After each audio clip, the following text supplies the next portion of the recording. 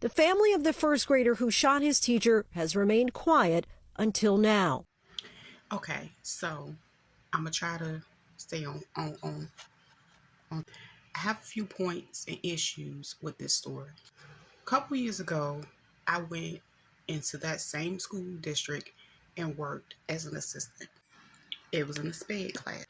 Needless to say, the behaviors of the children were so horrible. As an assistant and with all my other credentials, I was just like, you know what, it's not worth the trouble. I had to go back and put my previous research hat on. Black boys are 30% more likely to be mixed diagnosed when it comes to mental health issues. He's 6. His mother is also 25.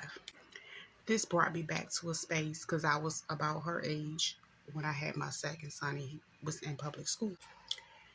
There is an issue with resources and things of that nature. I'm just going to talk about this district because this is the district that I know. Okay. I spoke with one of the previous school board members about my experience for those 7 days. This man had at least 30 years experience as a wonderful teacher.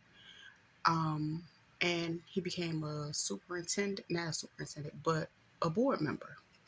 He's a well-respected person. He's very prominent. I will never say anything negative about him. However, after having that conversation with him and being able to articulate it in a way that he will understand, because on a master's level, I had to talk to him like that. And he basically ended up not running again, or however that went. He didn't want to have anything to do with the school board. This is something that he told me. He was like, more than likely, I won't run again. I knew at that point they were doomed, because for someone to have such a great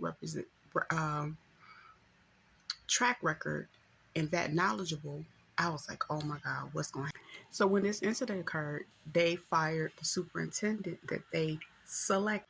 They have since then added a interim person that is the SPED. I think she was the head of the SPED department at the time. And I'm like, okay, isn't it the person that, oversees the IEP, all of that, and trains the teachers, all of that?